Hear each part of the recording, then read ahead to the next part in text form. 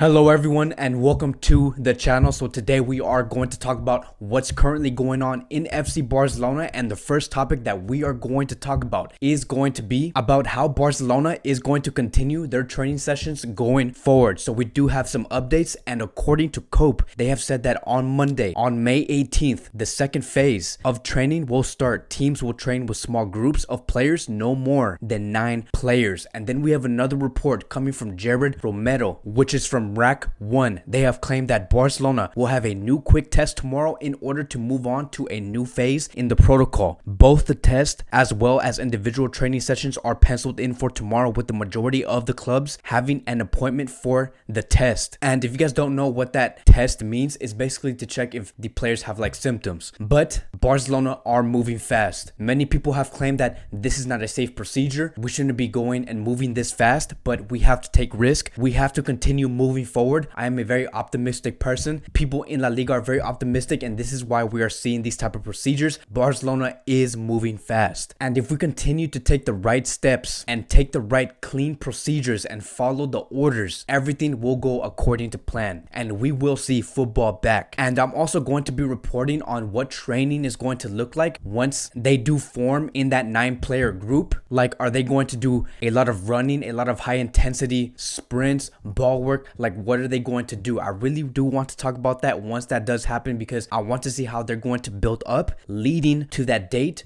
on June 19th, where La Liga will go in full throttle. And we will be covering that here in this channel for all of us to discuss. And so the next topic that we are going to talk about is Dembele. So according to AS, they have claimed that tests have indicated that French forward Dembele is behind schedule in his recovery process. His return to the Champions League in August will be difficult. And so when I read this report, I'm like, I can't believe they made this report. And I'm going to explain why I'm saying this, right? So there has been many concerns about Dembele, especially over the past 2 to 3 days, because we have heard that Dembele did not show up for his MRI test that was scheduled for Tuesday, but he was reported to be there at the medical center for the MRI or whatever he had to do on Wednesday, which was yesterday. So I want you guys to remember that, right? The other thing that I want to add is that the news outlet that made this is AS, which means it was based off in Madrid, meaning that they're going to make this type of news article much more serious than it actually is. I don't think that just because he missed that MRI session doesn't put him behind the schedule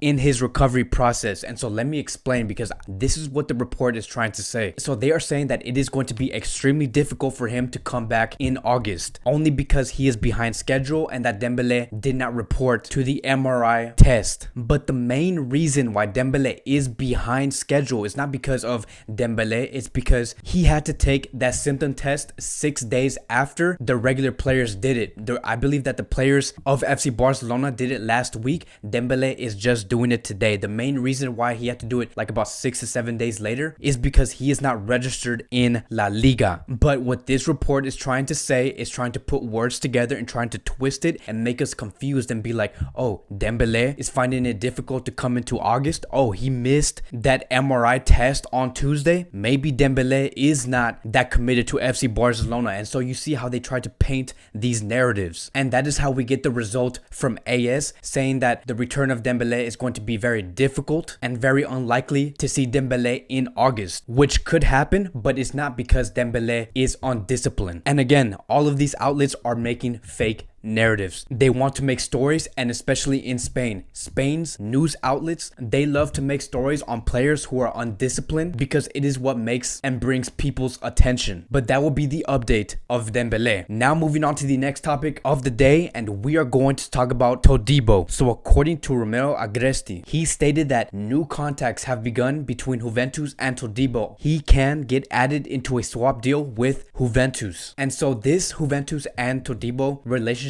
is nothing new. They do have a long history, because back on January 2019, Todibo and his agent had to make a big decision, and it was for Todibo to either go to FC Barcelona or to go to Juventus. And as we all know, Todibo chose FC Barcelona. And this is what the agent had to say, because I believe that this statement right here is very important. So I'm going to read it to you guys right now. He said, compared to the other teams who have wanted him at Barcelona, he has more chance of being in the first team at at Juventus, there are great defenders and he would need to wait longer for a chance to play. And now that we are here, Todibo has received the exact opposite of what he thought he was going to get at FC Barcelona. And if we were going to sum up Todibo's career at FC Barcelona, so far he has only participated in 4 matches since January 2019. And when this summer comes, this year, his agent and Todibo might consider a move to Juventus. Because if we look at Juventus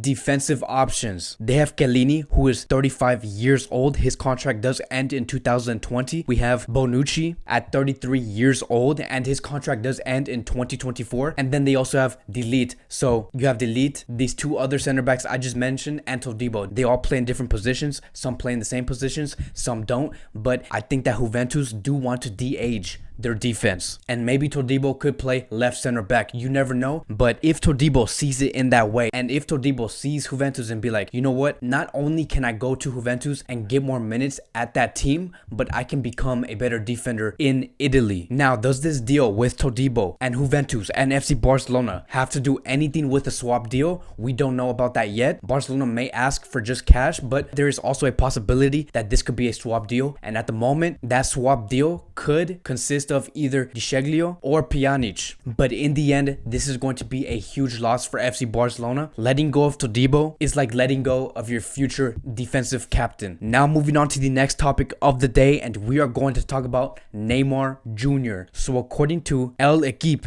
they have stated that PSG is clear that between Neymar and Mbappe, they prefer Mbappe to stay. They believe that the pandemic will be an obstacle for Barcelona to make a good offer. However, they are willing to accept installments from Barcelona for Neymar, and this is huge news. And before we move forward with this, El Equipe is a very reliable source and one of the most reliable sources in the French outlets. And for PSG to give us the option to do installments, many people have said that there is no way PSG would do such a thing, especially to FC Barcelona. But I believe that PSG met their breaking point. So PSG is not going to give us the luxury of a huge discount. I think that PSG is going to give FC Barcelona the luxury of time, which is to pay in installments. And we also have credible sources coming from Spain reporting the exact same thing about 2 months ago. So now having the reliable source from France, now having another reliable source from Spain, and knowing that PSG is finally fed up with Neymar continuing to push a move away from that club, I believe that it is 99% certain that the installment plan will go through, and we will see that installment plan come into play in the summer. And with Neymar being priced at around 135 million according to FIFA, this is extremely possible for this plan to happen. Now, I want to read you guys another report stating that because of the pandemic, Barcelona lost 154 million in income from the 2019-2020 season, 50 million euros in ticket sales and the museum, 39 million from television, 20 million to 25 million euros for commercial income from its stores, soccer schools, and Legend Games activities. So the reason why I want to bring up this report is because Barcelona is nowhere near where they want to be financially, meaning if we were to get like a hint of what that installment plan is going to look like in the summer, when that does come into light, when we do see reports, I think that we are going to see Barcelona give a low upfront payment, because I don't see Barcelona putting in around 85 to like 95 million euros upfront for Neymar Jr. And the other question that does come into play is that does this installment plan also include a player? And if it does, I believe that Barcelona only have 3 options in order for PSG to buy into this, and that would be Samuel Umtiti, Felipe Coutinho, and Antoine Griezmann. And based off PSG's needs next season, they know that they will need attacking reinforcements because they don't know what's going to happen to Cavani.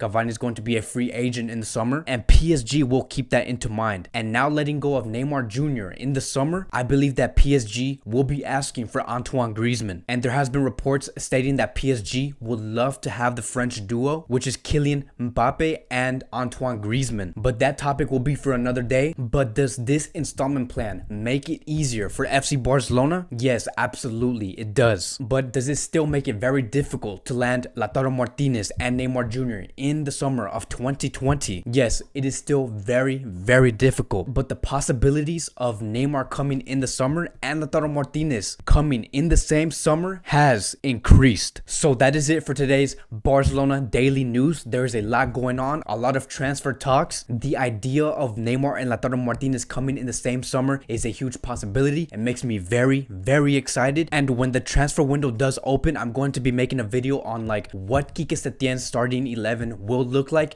next season, because Quique Setién might have the chance of coaching Messi, Lautaro Martinez, Neymar Jr., De Jong, and Arthur in the same team. And again, that makes me very excited. There is a lot to look forward to, and we will be talking about that here in this channel. So thank you guys so much for watching. And if you guys are new to this channel, welcome to the channel. I am happy that you are here. If you guys do have any questions about anything that's related to FC Barcelona or anything about football, feel free to DM me on Instagram. I'm also on TikTok, so I'm very active on social media. So yeah, again, welcome. Be sure to like and subscribe, and thank you guys so much for watching. I will see you guys in the next video.